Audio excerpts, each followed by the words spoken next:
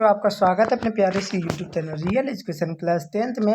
मैं आशा करता हूँ दोस्तों आप सभी अच्छे होंगे और अपना पढ़ाई अच्छे से कर रहे होंगे। प्यारे बच्चों, मैं फर्स्ट टाइम आपके लिए क्लास 10th का ज्योग्राफी का मैं लाया हूँ। ज्योग्राफी का चैप्टर नंबर 1 है जिसका नाम है भारत संसाधन एवं उपयोग। आज इसका हम लोग ऑब्जेक्टिव क्वेश्चन करेंगे। प्यारे बच्चों देखिए, जो भूगोल चैप्टर है ना, भूगोल बुक है आपका ज्योग्राफी का, मतलब ये अभी फर्स्ट चैप्टर का हम आज करा रहे हैं, ठीक है ना। अभी तक आपका हिस्ट्री का कराया था, हिस्ट्री का 4 चैप्टर कंप्लीट है। अगर हिस्ट्री का 4 चैप्टर कंप्लीट अगर आप अभी तक नहीं देखे होंगे तो मैं लिंक डिस्क्रिप्शन में दे दूंगा, आप जाकर हिस्ट्री का चारों का चैप्टर का ऑब्जेक्टिव क्वेश्चन कर लीजिएगा, जिसमें से आपका 20 नंबर से 25 नंबर क्लियर हो जाएगा, ठीक है ना। 20 से 25 मार्क्स जिसमें से आपका फिक्स। प्यारे बच्चे, अगर आप सिर्फ वो 4 क्वेश्चन 4 चैप्टर को आप पढ़ लेते हैं ना तो आपका 20 नंबर 100% है कि आपका आ जाएगा। ये देखिए, मैं बोर्ड एग्जाम 2026 के लिए ला रहा हूँ, ठीक है ना। बोर्ड एग्जाम 2026 के लिए न्यू मॉडल पेपर ला रहा हूँ, मॉडल पेपर का सेट ला रहे हैं, ठीक है ना। प्यारे बच्चों, मॉडल पेपर का सेट जो ना एकदम वीवीआई क्वेश्चन रहेगा, जो 100% मतलब 100 क्वेश्चन दे देंगे ना तो उसमें से 100 नंबर आपका पक्का है कि आएगा, वही का वही क्वेश्चन आएगा। मतलब वैसा तैयारी बनाया जा रहा है, मतलब हमारी टीम मतलब काम पे लग चुकी है, ठीक है ना प्यारे बच्चों। तो आप लोग बेफिक्र रहिएगा, मतलब एग्जाम का तो आप टेंशन ही ना लीजिएगा, एकदम रिजल्ट आपका जो आएगा ना बहुत ही बेहतरीन आएगा। रिजल्ट आप जब एग्जाम दे दीजिएगा उसका रिजल्ट बहुत ही बेहतरीन आएगा, ठीक है प्यारे बच्चों। तो आप सिर्फ अभी पढ़ते रहिए, अच्छे से पढ़ाई कीजिए, मैं जो भी आपको बता रहा हूँ वो उसको आप अच्छे से पढ़िए। तो आज का देखिए, आज का क्लास क्या है, ज्योग्राफी के बारे में, भूगोल के बारे में, जिसका नाम है चैप्टर का भारत संसाधन एवं उपयोग। आज इसका हम लोग ऑब्जेक्टिव क्वेश्चन करेंगे और कल के वीडियो में शायद देखा जाएगा तो हो सकता है कि इसका सब्जेक्टिव क्लियर भी हो सकता है, या फिर दूसरे चैप्टर को पढ़ाया जाएगा, या फिर कल के वीडियो में सब्जेक्टिव क्वेश्चन को हम लोग कंप्लीट करने का पूरा मतलब निर्णय करेंगे। अगर आप हमारे चैनल पर नए हैं तो चैनल को सब्सक्राइब कर दीजिए और बेल आइकन को ऑल पे सेट कर दीजिए, जिससे कि आपको ये फ़ायदा होगा कि हम जब भी वीडियो डालेंगे तो सबसे पहले आप तक नोटिफिकेशन पहुंचेगा और आप उस वीडियो को ज़रूर उसी टाइम देख सकते हैं। उस टाइम देखने का ये फ़ायदा रहेगा कि आपको क्वेश्चन तुरंत याद हो जाएगा। और देखिए, हमारे व्हाट्सअप ग्रुप में ना लाइव टेस्ट होता है, ठीक है प्यारे बच्चों।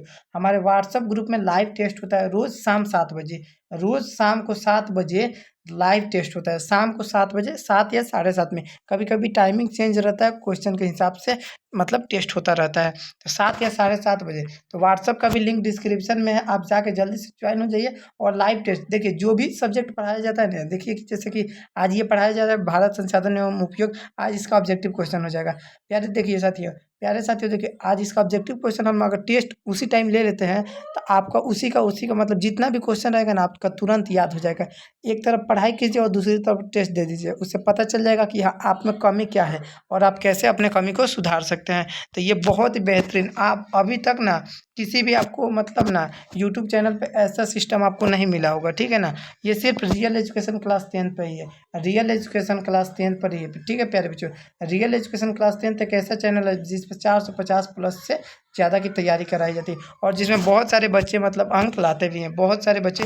और इसका देखिए नोट्स अगर आप लेना चाहेंगे ना, नोट्स फ्री में है, 90% जिसका ना लड़ने का पूरा संभावना है प्यारे साथियों।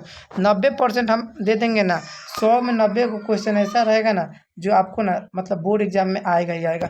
हमारे पीडीएफ से 90% क्वेश्चन, आप अगर हमारा पीडीएफ भी पढ़ लेते हैं ना तो 90% आपका मतलब फिक्स है, मतलब 450 प्लस तो एकदम आपका आ ही जाएगा अगर आप सिर्फ पीडीएफ पढ़ लेते हैं। तो पीडीएफ पढ़ने के लिए पीडीएफ कैसे मिलेगा आपको, ये आपको लास्ट में बताया जाएगा, इस वीडियो के लास्ट में।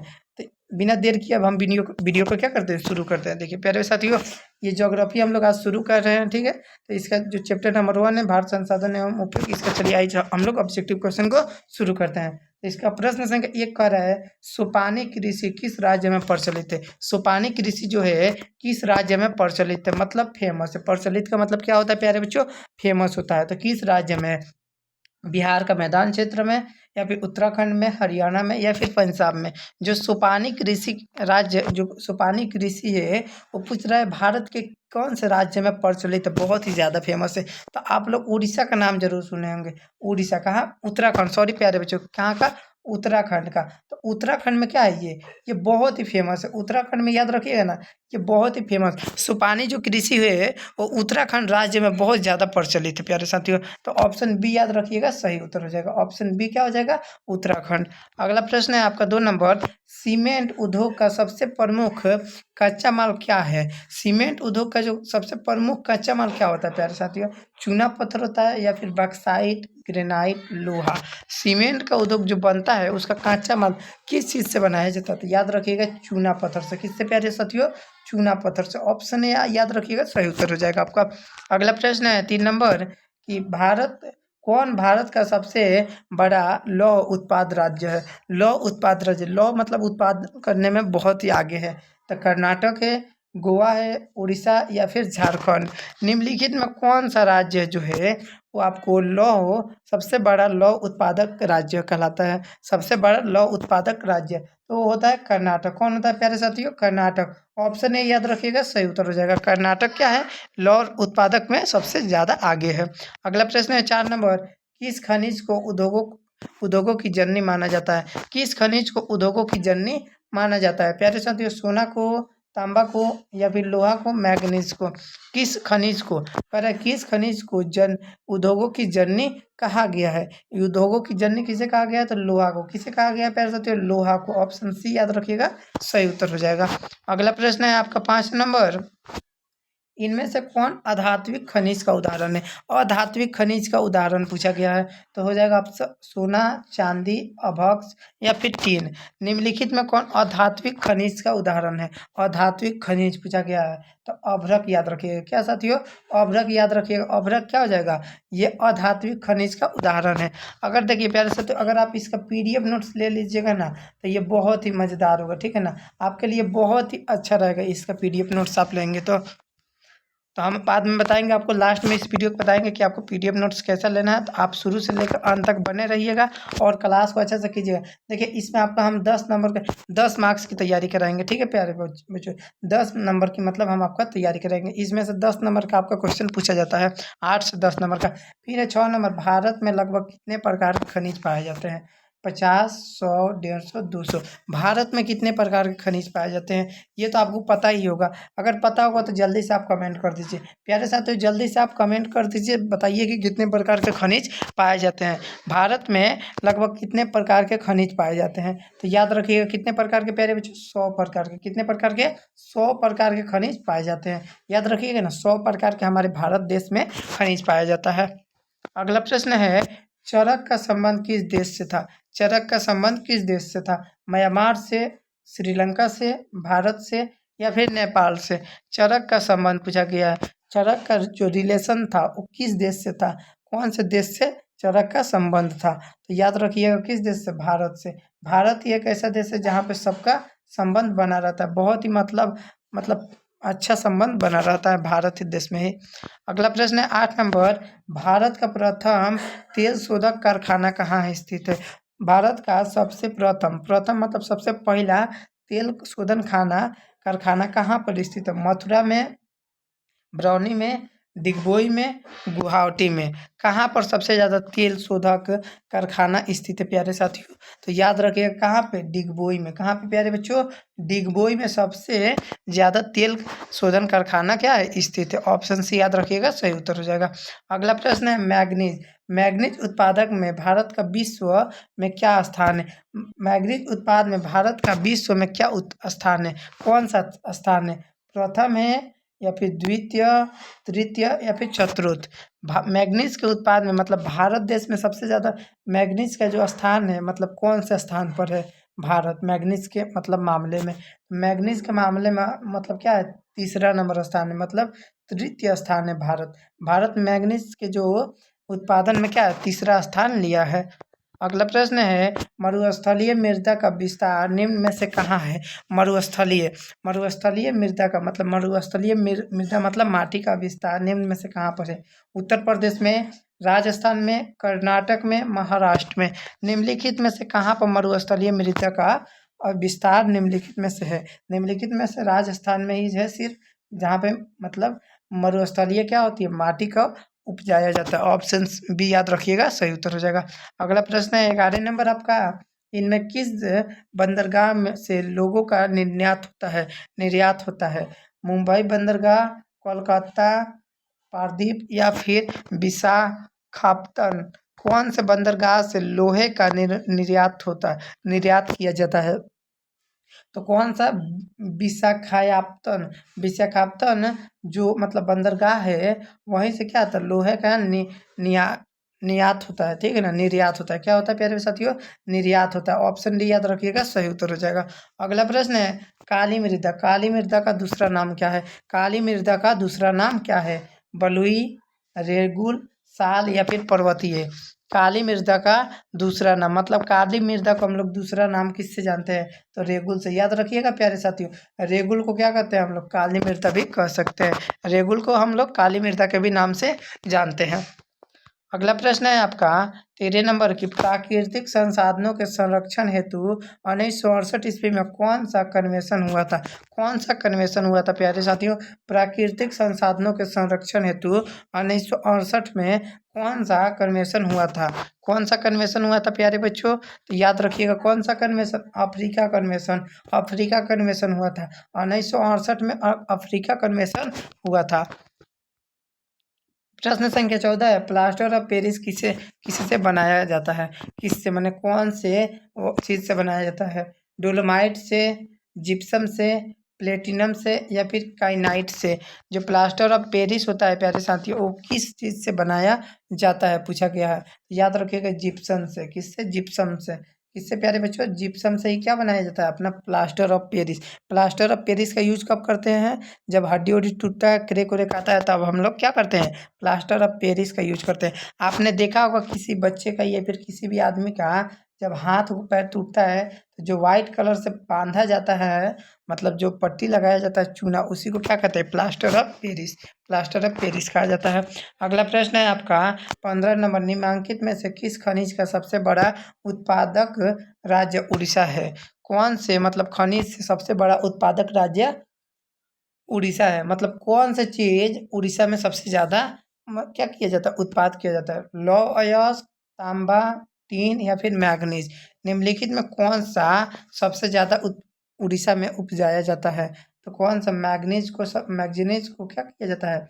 उड़ीसा में सबसे ज़्यादा उपजाया जाता है, ठीक है ना, उत्पाद किया जाता है। ऑप्शन डी आपका सही उत्तर हो जाएगा। प्रश्न संख्या 16 है, भारत में तांबा कुल भंडार कितना है? भारत में तांबा का कुल भंडार कितना है? 100 crore ton, 125 crore ton, 150 crore ton या फिर 175 टन? तो भारत में तांबा का कुल भंडार पूछा गया है। क्या पूछा गया? भंडार। तो कुल भंडार कितना है प्यारे बच्चों? अगर आपको कमेंट है तो जल्दी से, अगर आपको याद है तो आप जल्दी से कमेंट कीजिए, ठीक है ना। बी का राइट आंसर, अरे 16 नंबर का राइट आंसर बताइए। 16 नंबर का राइट आंसर बताइए जल्दी से। तो देखिए 16 नंबर का राइट आंसर क्या हो जाएगा? 125 टन। कितना पे प्यारे बच्चों? 125 टन क्या है? भारत में जो तांबा का कुल भंडार है 125 टन। अगला प्रश्न है 7 नंबर, 17 नंबर, एल्युमिनियम बनाने में किस खनिज का आवश्यकता पड़ती है? देखिए कितना अच्छा क्वेश्चन पूछा गया। एल्युमिनियम बनाने में तो बॉक्साइट का, किसका प्यारे साथियों? बॉक्साइट का यूज हम लोग करते हैं एल्युमिनियम को बनाने में। अगला प्रश्न है इनमें से कौन सा लौह युक्त खनिज का उदाहरण है? लौह युक्त खनिज का उदाहरण है। लौह युक्त खनिज का उदाहरण कौन हो जाएगा? मैग्नीज हो जाएगा। क्या हो जाएगा प्यारे बच्चों? मैग्नीज हो जाएगा। ऑप्शन ए याद रखिएगा, सही उत्तर है। अगला प्रश्न है मेंढक मेंढक के प्रजनन को नष्ट करने वाला रसायन कौन सा है? मेंढक को मेंडल साहब जो बनाए थे, वो प्रजनन को नष्ट करने वाला रसायन कौन सा है? ब्रेंजीन, यूरिया, एड्रिल या फिर फास्फोरस? तो मेंडल के प्रजनन को नष्ट करने वाला जो रासायनिक केमिकल का जो नाम है वो क्या है? उस रासायनिक केमिकल का नाम याद रखिएगा, क्या है? एड्रिल। एड्रिल क्या प्यारे बच्चों? एड्रिल। क्या नाम है? एड्रिल से ही क्या किया गया था? मेंडल के प्रजनन को नष्ट कर दिया गया था। अगला प्रश्न है 20 नंबर, समुद्री क्षेत्र में राजनीतिक सीमा के कितने किमी क्षेत्र तक उत्पादक सीमित है? उत्पादक का है सीमित है। 10.2 किलोमीटर, 15.5 किलोमीटर, 12.2 किलोमीटर या फिर 19.2 किलोमीटर? तो समुद्र के क्षेत्र से राजनीतिक सीमा का कितने किलोमीटर क्षेत्र तक संपदा का निहित है, मतलब निहित सामान्य है? याद रखिएगा 19.2 किलोमीटर, ठीक है ना, 19.2 किलोमीटर तक निहित है। अगला प्रश्न है 21 नंबर, तत्व के फिलामेंट बनने का किसका उपयोग होता है? बिजली के बल्ब के जो फिलामेंट बना रहता है वो कौन से धातु का बना रहता है? टंगस्टन, तांबा, कोलाइट या फिर जस्ता? कौन से धातु का बना रहता है? तो प्यारे साथियों याद रखिएगा टंगस्टन, जिसका गलनांक मतलब बहुत ही ऊंच होता है, मतलब वो जल्दी गलता नहीं है, ठीक है ना। गलनांक बहुत ही ऊँच होता है, मतलब ये गलने का जल्दी काम नहीं करता है। ऑप्शन ए सही उत्तर हो जाएगा आपका। अगला प्रश्न है, वनस्पति रिपोर्ट के अनुसार भारत में वन का विस्तार है, भारत में जो वन है वो कितना % है? वनस्पति के रिपोर्ट के अनुसार बताना है कि भारत का जो वन है वो कितना विस्तृत है। तो याद रखिएगा 20.55 भौगोलिक क्षेत्र में, 20.55 कितना भौगोलिक क्षेत्र में क्या है जो स्थित है। ऑप्शन बी याद रखिएगा, सही उत्तर हो जाएगा। अगला प्रश्न है, किस खनिज में भारत सुषमम्प है? किस खनिज में भारत सुषमम्प है, मतलब रुका हुआ है? किस खनिज में प्यारे साथियों? तांबा में, सोना में, लोहा में या फिर चांदी में? कौन से खनिज में जो है भारत सुषमपन है मतलब शांत है। तो याद रखिएगा लोहा में। कहाँ पे? लोहा में क्या है, ये रुका हुआ। ऑप्शन सी याद रखिएगा, सही उत्तर हो जाएगा। अगला प्रश्न है 24 नंबर, कौन सी मिट्टी कपास की खेती के लिए सर्वोत्तम मानी जाती है? सर्वोत्तम बहुत ही ज़्यादा मानी जाती है। लाल मिट्टी, जलोढ़ मिट्टी, काली मृदा या फिर पर्वतीय मिट्टी। तो कौन सी मिट्टी जो कपास की खेती के लिए क्या है सर्वोत्तम मानी जाती है, बहुत ही ज़्यादा इसे माना जाता है? तो उस मिट्टी का नाम है काली मिट्टी। क्या नाम है? काली मिट्टी को क्या सर्वोत्तम माना जाता है। ऑप्शन सी याद रखिएगा, सही उत्तर हो जाएगा। अगला प्रश्न आपका 25 नंबर का रहा है। ये 25 नंबर क्या कर रहा है प्रश्न कि झारखंड का कोडरमा किस खनिज के उत्पाद के लिए प्रसिद्ध है? जो कोडरमा जो है वो कौन से मतलब उत्पादन के लिए सबसे ज़्यादा मतलब क्या है प्रसिद्ध है? अभ्रक, सोना, लोहा, चांदी, कौन से खनिज के लिए सबसे ज़्यादा प्रचलित है? याद रखिएगा कौन से सोना मतलब कौन सा उत्पाद था, तो वो अभ्रक था। क्या था? अभ्रक था। ऑप्शन ए याद रखिएगा, क्या हो जाएगा, सही उत्तर हो जाएगा। 25 का राइट आंसर क्या हो जाएगा प्यारे बच्चों? ए नंबर। प्रश्न संख्या आपका 26 नंबर है, यूरेनियम का प्रमुख उत्पादक स्थल है। यूरेनियम मतलब सबसे जो उत्पाद किया जाता है उसका स्थान क्या है? डिगबोई में, झरिया में, घाटशिला में या फिर जादूगोड़ा में? यूरेनियम का जो प्रमुख उत्पादक है वो स्थल कहाँ पर है? तो याद रखिएगा वो स्थल है जादूगोड़ा में। कहाँ पे है प्यारे साथियों? जादूगोड़ा में। ऑप्शन डी याद रखिएगा, सही उत्तर हो जाएगा। अगला प्रश्न है 27 नंबर, उड़ीसा किस खनिज का सबसे बड़ा उत्पादक है? उड़ीसा जो सबसे ज़्यादा मतलब वहाँ पे क्या पाए कहाँ क्या उत्पाद किया जाता है? तो अभी हम लोग पढ़े हैं मैग्नीज। क्या पढ़े हैं? मैग्नीज सबसे ज़्यादा क्या किया जाता है? उड़ीसा में ही उपजाया जाता है। ऑप्शन बी आपका क्या हो जाएगा, सही उत्तर हो जाएगा। अगला प्रश्न है 28 नंबर, संविधान की धारा 21 का संबंध 21 का संबंध क्या है प्यारे साथियों? वन्य जीवों तथा प्राकृतिक संसाधनों के संरक्षण से, मृदा संरक्षण से, जल संसाधन संरक्षण से, खनिज संपदा संरक्षण से। मतलब जो संविधान की धारा 21 का संबंध किस चीज़ से है? 21 का संबंध, धारा 21 का संबंध किस चीज़ से है, कौन से चीज़ से है? तो याद रखिएगा वन्य जीवों तथा प्राकृतिक संसाधनों के संरक्षण से, वन्य जीवों और प्राकृतिक संसाधनों के संरक्षण से। ऑप्शन ए क्या हो जाएगा, सही उत्तर हो जाएगा आपका। अगला प्रश्न है 29 नंबर, बिहार झारखंड में देश का कितना प्रतिशत अभ्रक का उत्पाद होता है? बिहार झारखंड में देश का कितना प्रतिशत अभ्रक का उत्पाद किया जाता है? 7%, 70, 80 या फिर 90%? कितना प्रतिशत अभ्रक का उत्पाद किया जाता है? तो 29 का राइट आंसर क्या हो जाएगा प्यारे साथियों? 29 का राइट आंसर हो जाएगा 80%। कितना परसेंट? 80% अभ्रक का उत्पाद किया जाता है। अगला प्रश्न है आपका 30 नंबर, प्राथमिक ऊर्जा का उदाहरण नहीं है। प्राथमिक ऊर्जा का उदाहरण आपसे पूछा गया कि कौन सा नहीं हो जाएगा? तो प्यारे साथियों इसका सही उत्तर क्या हो जाएगा? इसका सही उत्तर हो जाएगा विद्युत। प्राथमिक ऊर्जा का क्या है ये? उदाहरण नहीं है। ऑप्शन बी क्या हो जाएगा, सही उत्तर हो जाएगा। प्राथमिक ऊर्जा का उदाहरण नहीं है तो विद्युत हो जाएगा। क्या हो जाएगा?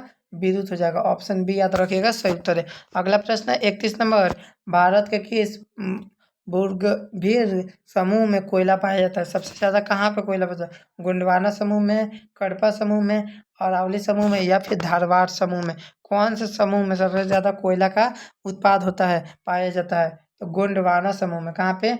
गोंडवाना। ऑप्शन ए क्या हो जाएगा आपका सही उत्तर हो जाएगा। अगला प्रश्न है 32 नंबर, निम्न में कौन सी मिट्टी सर्वाधिक उपजाई जाती है? सबसे ज़्यादा मिट्टी को उपजाने वाला कौन सा है? पर्वतीय मिट्टी, मरुस्थलीय, पीली या फिर जलोढ़ मिट्टी? सबसे ज़्यादा कौन सी मिट्टी उपजाई जाती है पूछा है। तो सबसे ज़्यादा कौन सी मिट्टी? जलोढ़। जलोढ़ मिट्टी को क्या किया जाता है? सबसे ज़्यादा उत्पादन किया जाता है। ऑप्शन डी क्या हो जाएगा सही उत्तर हो जाएगा आपका। अगला प्रश्न है 25 नंबर, सॉरी प्यारे साथियों, अगला प्रश्न है 33 नंबर, गोवा के संयुग्म के में कौन सा खनिज पाया जाता है? अभ्रक, बॉक्साइट, लोहा या फिर मैग्नीज? गोवा के संयुग में कौन सा खनिज पाया जाता है?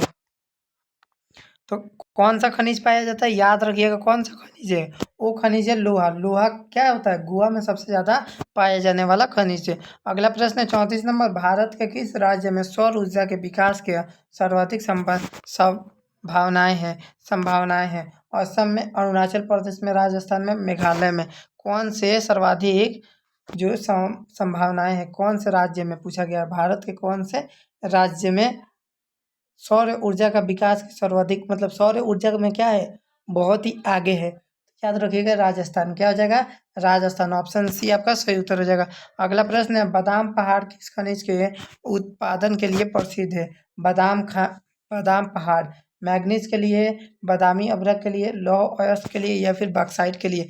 कौन से खनिज के लिए क्या है? बादाम पहाड़ किस खनिज के लिए उत्पादित के लिए प्रसिद्ध है? कौन से खनिज के लिए बहुत ही ज़्यादा प्रसिद्ध है? तो याद रखिएगा लौह अयस्क। कौन सा? लौह अयस्क। देखिए प्यारे साथियों, हम लोग ने आपका 50% क्वेश्चन को डन कर दिया। 50% क्वेश्चन आप समझ रहे हैं ना? मतलब 70 को क्वेश्चन है जिसमें से आप 35 को बना लिए, मतलब क्या हुआ? आधा क्वेश्चन बना लिए हैं आप। तो 35 नंबर का क्या होगा? राइट आंसर क्या हो जाएगा प्यारे साथियों? राइट आंसर क्या हो जाएगा? ऑप्शन बादाम पहाड़ कौन से राज्य में स्थित है? तो ये हो जाएगा लौह अयस्क। कौन से उत्पाद में? लौह अयस्क में। अगला प्रश्न है, भारत के किस राज्य में वन की सबसे ज़्यादा विस्तार होता है उत्पादन? केरल में, कर्नाटक में, मध्य प्रदेश में या फिर उत्तर प्रदेश में? भारत के कौन से राज्य में वन का सबसे ज़्यादा विस्तार किया जाता है, सबसे ज़्यादा बढ़ाया जाता है? तो ऑप्शन सी याद रखिएगा सही उत्तर हो जाएगा मध्य प्रदेश में। क्या हो जाएगा? मध्य प्रदेश में सबसे ज़्यादा विस्तार किया जाता है। अगला प्रश्न है, ऊर्जा का गैर पारंपरिक स्रोत है। ऊर्जा का गैर पारंपरिक स्रोत क्या है प्यारे साथियों? कोयला है, विद्युत है, पेट्रोल है या फिर कृत्रिम गैस है? ऊर्जा का गैर पारंपरिक स्रोत, ऊर्जा का गैर पारंपरिक स्रोत क्या है? तो गैर पारंपरिक स्रोत क्या है प्यारे साथियों? विद्युत है, विद्युत है। लाइट क्या है? विद्युत है। ये क्या है? गैर पारंपरिक स्रोत है। ये हो जाएगा आपका बी नंबर सही उत्तर हो जाएगा। अगला प्रश्न है 38 नंबर आपका, इनमें कौन मैग्नीज का महत्वपूर्ण उत्पादक नहीं है? उड़ीसा है, कर्नाटक, तमिलनाडु, महाराष्ट्र? निम्नलिखित में कौन मैग्नीज का महत्वपूर्ण उत्पादक नहीं है? महत्वपूर्ण उत्पादक नहीं है तो याद रखिएगा तमिलनाडु। तमिल यानी कि तमिलनाडु, ठीक है ना? तमिल को याद रखिएगा, आपका क्या हो जाएगा? सही उत्तर हो जाएगा। अगला प्रश्न है, बृहद क्षेत्र में जल की उपस्थिति के कारण पृथ्वी को कहते हैं? बृहद क्षेत्र में जल की उपस्थिति के कारण ही पृथ्वी को क्या कहा जाता है? उजला ग्रह, नीला ग्रह, हरा ग्रह या फिर लाल ग्रह? कौन से ग्रह के नाम से हम लोग जानते हैं? कौन से ग्रह के नाम से प्यारे साथियों जानते हैं? तो नीला ग्रह, क्योंकि पानी हो जाता है तो क्या हो जाता है? नीला हो जाता है। ऑप्शन सी क्या हो जाएगा? सही उत्तर हो जाएगा। अगला प्रश्न संख्या 40 से, ज्वारी एवं तरंग ऊर्जा उत्पादक मात्रा से अधिक अनुकूल परिस्थितियों को कहा जाता है? मन्नार की खाड़ी में, सभ्यता की खाड़ी में, गंगा की खाड़ी में या फिर कोसी की खाड़ी में? कौन सी खाड़ी में कहा जाता है? परिस्थितियाँ कहाँ पाई जाती है? परिस्थितियाँ कहाँ पे पाई जाती है? और तो याद रखिएगा खम खम्भयात की खाड़ी में। खम्भयात की खाड़ी में। ऑप्शन बी क्या हो जाएगा आपका? सही उत्तर हो जाएगा। प्रश्न संख्या 41 है, दक्षिण भारत की सबसे बड़ी नदी घाटी परियोजना है। सबसे बड़ी नदी घाटी परियोजना कौन सी? दक्षिण भारत की सबसे बड़ी नदी घाटी परियोजना। तो ये तो जनरल नॉलेज का क्वेश्चन है। तुंगभद्रा में क्या है? सबसे बड़ी नदी घाटी परियोजना है। ऑप्शन ए याद रखिएगा सही उत्तर हो जाएगा। अगला प्रश्न है, डाकू की अवस्था का संबंध है संसाधन का ग्रहण संग्रहण, संसाधनों के विद्रोह, संसाधनों का निहरण या फिर इनमें से कोई नहीं? तो डाकू की अवस्था का संबंध किस चीज़ से है? निम्नलिखित में से कौन सी चीज़ से संबंध है? याद रखिएगा संसाधन के विद्रोहन, संसाधन के विद्रोहन करते हैं, विद्रोह करते हैं डाकू लोग। ऑप्शन बी क्या हो जाएगा, सही उत्तर हो जाएगा। अगला प्रश्न है काला लोहा किसे कहा जाता है। काला लोहा को किस नाम से जाना जाता है। हेमाटाइट के, मैग्नेटाइट के, लाइमोटाइट के, या फिर सीडेराइट के। निम्नलिखित में से किसे काला लोहा के नाम से जाना जाता है। काला लोहा के नाम से किसे जाना जाता है, तो ऑप्शन बी याद रखिएगा, सही उत्तर हो जाएगा मैग्नेटाइज। मैग्नेटाइज को किससे, काला लोहा के नाम से जानते हैं। ऑप्शन बी आपका क्या हो जाएगा, सही उत्तर हो जाएगा। अगला प्रश्न है विश्व पर्यावरण दिवस कब मनाया जाता है। विश्व पर्यावरण दिवस कब मनाया जाता है। 44 का राइट आंसर क्या हो जाएगा प्यारे साथियों, तो 5 जून। 5 जून को क्या किया जाता है, विश्व पर्यावरण दिवस को मनाया जाता है। ऑप्शन क्या हो जाएगा, ये आपका सही उत्तर हो जाएगा। अगला प्रश्न है निम्नलिखित में से किस खनिज का भारत निर्यात नहीं करता है। खनिज का भारत निर्यात नहीं करता है। लौह अयस्क, मैग्नीज, अभ्रक, या फिर गंधक। प्यारे साथियों प्रश्न संख्या 45 का राइट आंसर क्या हो जाएगा। प्रश्न संख्या 45 का सही उत्तर क्या हो जाएगा कि भारत निर्यात नहीं करता है। कौन से खनिज को भारत क्या करता है, निर्यात नहीं करता है, तो गंधक को, किसको, गंधक को ये निर्यात नहीं करता। ऑप्शन डी आपका सही उत्तर हो जाएगा। अगला प्रश्न है 46 नंबर, भारत में कोयले का सर्व प्रमुख उत्पादक है। पंजाब में, झारखंड में, उड़ीसा में, या फिर छत्तीसगढ़ में। तो सबसे ज़्यादा सर्वप्रमुख उत्पादक, सर्वप्रमुख मतलब सबसे पहले कहाँ पे उत्पाद हुआ था, तो झारखंड। याद रखिएगा झारखंड कोयले के मामले में सबसे आगे है, झारखंड। ऑप्शन बी क्या हो जाएगा, सही उत्तर हो जाएगा आपका। अगला प्रश्न है मैग्नीज का निर्यात इनमें से किस बंदरगाह से नहीं किया जाता। कौन से बंदरगाह से नहीं किया जाता है। मुंबई से, मंगलोर से, गाँव से, या फिर विशाखापत्तनम से। कौन से निर्यात, मैग्नीज का निर्यात इनमें से कौन से बंदरगाह से नहीं किया जाता है। कौन से बंदरगाह से प्यारे साथियों नहीं किया जाता है, तो याद रखिएगा कौन सा बंदरगाह था वो, तो वो बंदरगाह का नाम था मंगलोर। मंगलोर बंदरगाह से क्या किया जाता है, मैग्नीज का निर्माण नहीं किया जाता। ऑप्शन बी क्या हो जाएगा, सही उत्तर हो जाएगा। अगला प्रश्न है 48 नंबर, टैक्सोल का उपयोग होता है। टैक्सोल का उपयोग कब होता है। मलेरिया में, एड्स में, कैंसर में, या फिर बीसी के लिए, टीबी के लिए।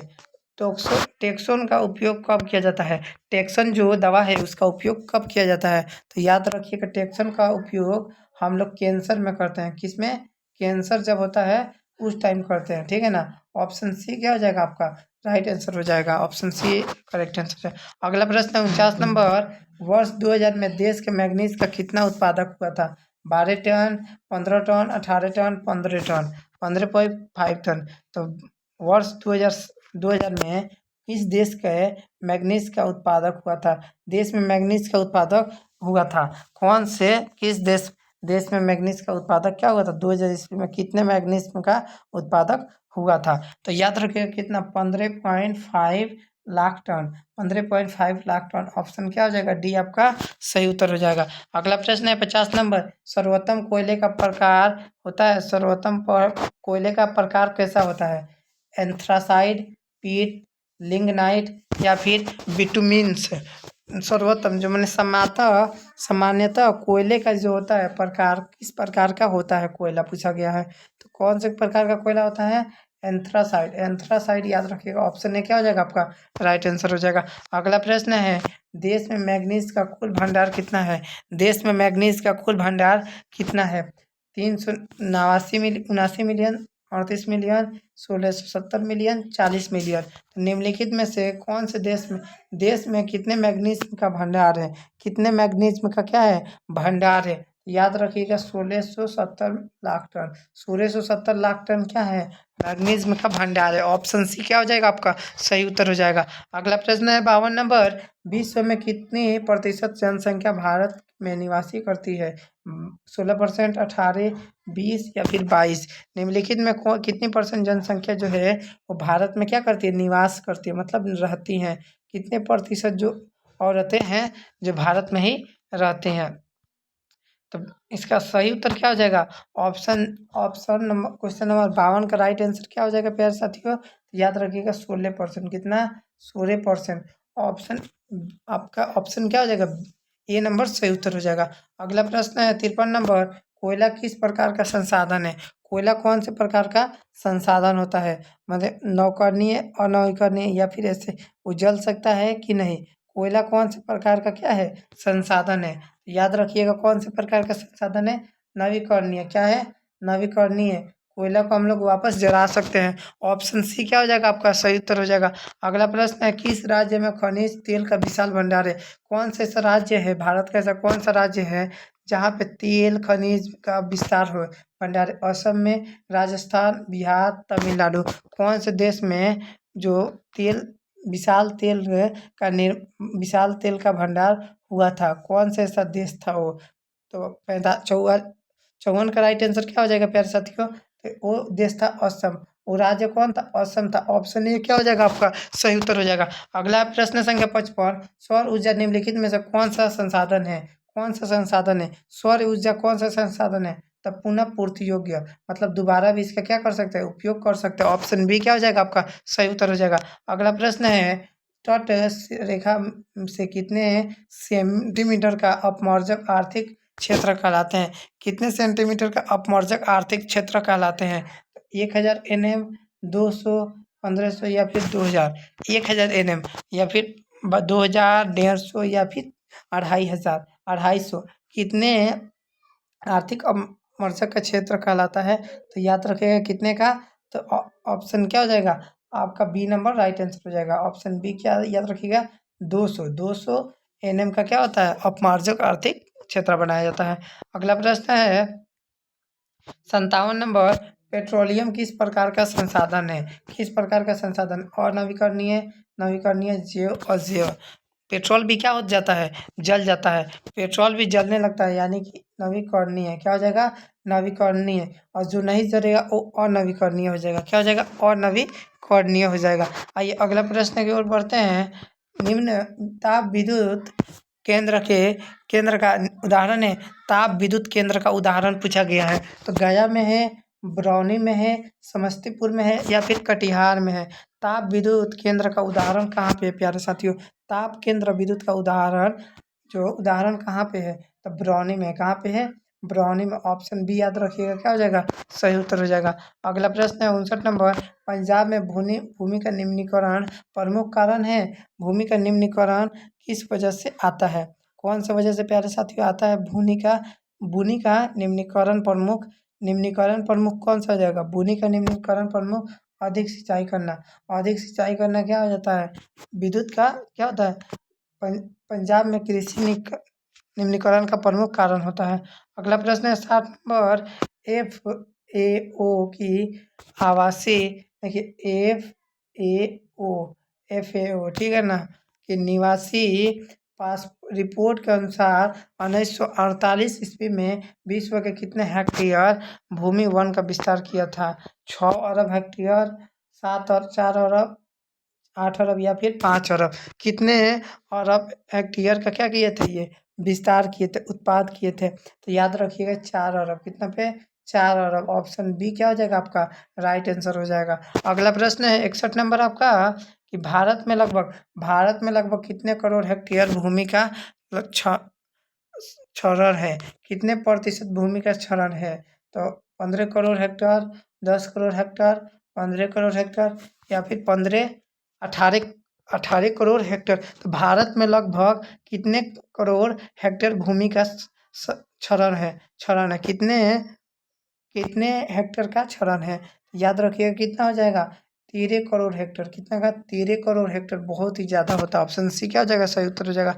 अगला प्रश्न है आपका 62 नंबर, देश के बांधों को किसने कहा मंदिर कहा था? देश के बांधों को किसने कहा था कि भारत का मंदिर कहा है? महात्मा गांधी ने, स्वामी विवेकानंद, डॉक्टर राजेंद्र प्रसाद, पंडित जवाहरलाल नेहरू। देशों के बांधों को किसने कहा था? किसने भारत का मंदिर कहा था? कौन से ऐसे व्यक्ति थे जो भारत का मंदिर कहे थे? जो मतलब जैसे कि गांधी जी, फिर हो जाएंगे आपके बहुत सारे ऐसे जो है जो क्या हुए थे? भाग लिए थे, देश में भाग लिए थे। तो 62 का सही उत्तर क्या हो जाएगा प्यारे बच्चों? पंडित जवाहरलाल नेहरू कहे थे। कौन कहे थे? पंडित जवाहरलाल नेहरू। ऑप्शन डी क्या हो जाएगा? सही उत्तर हो जाएगा। अगला प्रश्न है 63 नंबर, भांगड़ा बंगाल परियोजना किस नदी पर अवस्थित है? भांगड़ा पंजाब योजना जो है कौन से नदी पर अवस्थित है? नर्मदा, झेलम, सतलज, ब्यास। कौन से जो नदी पे है वो क्या है? भांगड़ा नालांग परियोजना जो है कौन सी नदी पर क्या है ये स्थित है? तो नदी पर कौन से स्थित है प्यारे साथियों? सतलज के। कौन से? सतलज जो है नदी पर क्या है? स्थित है। ऑप्शन सी सही उत्तर हो जाएगा। अगला प्रश्न है, कुल जल का कितना प्रतिशत भाग महासागरों में निर्मित होती है? कितने प्रतिशत भाग जो है वो महासागर में क्या हो जाते हैं? फैल जाते हैं। 96%, 95, 96.6 या फिर 95.5%। तो कुल कितना प्रतिशत भाग महासागरों में निर्मित हो जाता है? ये ज्योग्राफी चैप्टर 1 के हिसाब से चेक कीजिएगा। तो कितना परसेंट था प्यारे साथियों? याद रखिएगा 96.5%। 96.5% ऐसे लोग हैं जो देहाती कैंप में आते हैं और रिटर्न हो जाते हैं। बहुत ही मतलब अजीब लगता है ये। मतलब कुल जल का कितना प्रतिशत भाग महासागरों में निर्मित है? तो कितना ये 96.5%। ठीक है ना, 96.5%। अगला है, बिहार में अति जल दोहन। बिहार में अति जल दोहन से किस तत्व का संकेंद्रण बढ़ा है? कौन से अति जल दोहन से किस तत्व का संकेंद्रण बढ़ा हुआ है? मतलब कौन सा ऐसा जो तत्व है जो बढ़ चुका है? तो कौन सा तत्व? आर्सेनिक है। आर्सेनिक तत्व बढ़ चुका है। अगला प्रश्न है, प्राणियों के शरीर में कितना प्रतिशत जल की मात्रा होती है? प्राणियों के जो शरीर में कितने प्रतिशत जल की मात्रा होती है? 55%, 60%, 65 या फिर 70। तो कितने प्रतिशत जल की मात्रा होती है? याद रखिएगा 65%। किसी भी जानवर के क्या पेट में मतलब यानी कि शरीर में 65% क्या होती है? या फिर प्राणी मतलब मनुष्य के शरीर में 65% जो होता है जल की मात्रा होती है। अगला प्रश्न है, प्राकृतिक गैस किस खनिज के साथ पाया जाता है? कौन से खनिज के साथ क्या प्राकृतिक गैस को क्या किया जाता है? पाया जाता है। यूरेनियम, पेट्रोलियम, चूना पत्थर, कोयला। कौन से प्राकृतिक गैस के साथ किस खनिज के साथ पाया जाता है? प्राकृतिक गैस जो होता है कौन से खनिज के साथ पाया जाता है? तो याद रखिएगा पेट्रोलियम खनिज के साथ क्या किया जाता है? इसको लाया जाता है उत्पाद के लिए। अगला प्रश्न है 68 नंबर, निम्न में कौन बिहार की प्रमुख नदी घाटी परियोजना है? बिहार की प्रमुख नदी घाटी परियोजना पूछा गया। दामोदर नदी घाटी, भाखड़ा नौल नदी घाटी, हिंद नदी घाटी या फिर सोन नदी घाटी। कौन से जो बिहार में कौन से प्रमुख नदी घाटी परियोजना है? बिहार की प्रमुख नदी घाटी परियोजना कौन सी है प्यारे साथियों? तो याद रखिएगा सोन नदी घाटी। कौन हो जाएगा? सोन नदी घाटी। ऑप्शन डी क्या हो जाएगा आपका? सही उत्तर हो जाएगा। ऑप्शन डी याद रखिएगा क्या हो जाएगा? सही उत्तर हो जाएगा सोन नदी घाटी परियोजना। अगला प्रश्न है 69 नंबर की, एशिया का सबसे बड़ा परमाणु विद्युत गृह है। एशिया का सबसे बड़ा परमाणु विद्युत गृह कहाँ पे है? तारापुर में, कल्पम में, नकौरा में या फिर कैंका में। एशिया का सबसे बड़ा परमाणु विद्युत विद्युत गृह है कौन सा है? विद्युत गृह कौन सा है? तो याद रखिएगा तारापुर में। कहाँ पे? तारापुर में है। ऑप्शन ए क्या हो जाएगा आपका? सही उत्तर हो जाएगा। ऑप्शन ए याद रखिएगा 100% सही है। अगला प्रश्न है, भारत में 2001 में कितने प्रतिशत भौगोलिक क्षेत्र में वन का विस्तार था? भारत के जो 2021 था चल रहा था उस टाइम कितने प्रतिशत भौगोलिक क्षेत्र में वन का विस्तार हुआ था, फैला हुआ था? कितने प्रतिशत मतलब वन क्या हुआ था? फैला हुआ था। कितने वन का विस्तार था? कितने प्रतिशत भौगोलिक क्षेत्र में वन का विस्तार था? याद ऑप्शन ए है 25, फिर 19.27, 20 या फिर 20.60। तो भारत में 2001 में लगभग कितने? लगभग 19.27% क्या था? वनों का जो क्षेत्र था वो फैला हुआ था। तो ऑप्शन बी याद रखिएगा सही उत्तर हो जाएगा। ऑप्शन बी क्या हो जाएगा? सही उत्तर हो जाएगा। प्यारे साथियों ये आपका क्या था? 70 को वीवीआई ऑब्जेक्टिव था। देखिए 70 को ज्योग्राफी का 70 ऐसे वीवीआई ऑब्जेक्टिव लाया हूँ। अब बताइए एक भी क्वेश्चन आपका छूटेगा? कभी नहीं छूट सकता। मैं दावे के साथ बोल रहा हूँ कि आपका एक भी क्वेश्चन ना आपके एग्ज़ाम में मतलब एक भी क्वेश्चन नहीं है ना जो बाहर से पूछते, इसी से रहेगा। ये जो भी 70 जो बताया हूँ ना, मैं एकदम 100% है कि इससे आपका 8 से 10 नंबर का क्वेश्चन रहेगा ही रहेगा। आप याद कर लीजिएगा, 8 से 10 नंबर एकदम है कि रहेगा ही रहेगा। आइए प्यारे बच्चों, अब बात करते हैं कि पीडीएफ नोट्स आपको कैसे मिलेगा। पीडीएफ नोट्स देखिए, पहले तो जान लीजिए पीडीएफ नोट्स हमेशा फ्री में हमारे तरफ से मिलता है। हमारे तरफ से इसलिए फ्री में मिलता है जिससे क्या करे, हर एक बच्चा क्या करे, 450 प्लस का टारगेट बनाए और 450 क्या कर सके, अचीव कर सके। क्योंकि हमारे जो भी चैनल पे 450 प्लस की तैयारी कराई जाती है, तो 450 प्लस वाले ही बच्चे इस पे आते हैं और अच्छे से पढ़ते हैं जिसका टारगेट हो। मतलब और भी सारे बच्चे आते हैं जो फर्स्ट डिवीज़न का सोचे थे, वो भी बच्चे आते हैं और पढ़ के क्या करते हैं, 400 नंबर, 450 नंबर लाते हैं हमारे चैनल से, ठीक है ना।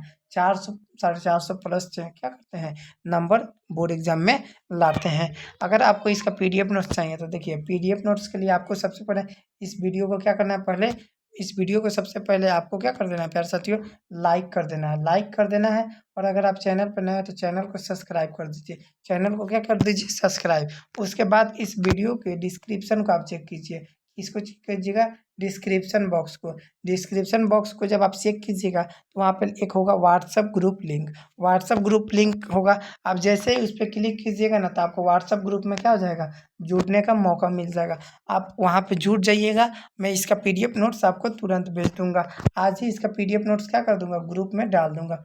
ग्रुप में इसका पीडीएफ नोट्स डाल दूँगा। आप वहाँ से सिर्फ डाउनलोड बटन पर क्लिक कीजिएगा और डाउनलोड करके अपने मोबाइल में क्या कर लीजिएगा, सेव कर लीजिएगा। सेव करके जैसे आप ऑफलाइन भी पढ़ सकते हैं। देखिए, पीडीएफ नोट्स का बहुत सारा फ़ायदा होता है, ठीक है ना। आपका नेट नहीं है तो आप पढ़ सकते हैं। आपका अगर रिचार्ज ख़त्म हो गया है या फिर किसी भी प्रकार का इश्यू हो तो आप क्या कर सकते हैं, पीडीएफ नोट से भी पढ़ सकते हैं। देखिए, क्लास करना इसलिए ज़रूरी है क्योंकि अगर आपको कोई भी डाउट है तो आप डाउट पूछ सकते हैं, कमेंट कर सकते हैं। और देखिए प्यारे साथियों, जो हम लोग का ग्रुप बना है ना, वो मतलब बहुत ही मतलब वैसा ग्रुप तो अभी तक कोई भी टीचर नहीं बनाए होंगे जिसमें मतलब हर एक चीज़ की आपकी तैयारी कराई जाती है। मतलब वैसा ग्रुप आपके लिए बनाया गया है। क्लास 10th की एकदम बेहतरीन तैयारी और टेस्ट उस पे होता है और तुरंत रिजल्ट भी बताया जाता है कि कौन से विद्यार्थी का, कौन से बच्चे का कितना रिजल्ट आया है, ठीक है ना। तो अगर आप भी जुड़ना चाहते हैं हमारे व्हाट्सएप ग्रुप में तो लिंक डिस्क्रिप्शन में जाके जल्दी से जुड़ जाइएगा। अगर आपको ये वीडियो पसंद आया हो तो वीडियो को लाइक कीजिएगा। अगर आप हमारे चैनल पर नए हैं तो चैनल को सब्सक्राइब कीजिएगा। मिलते हैं एक नए वीडियो में, तब तक के लिए जय हिंद, जय भारत।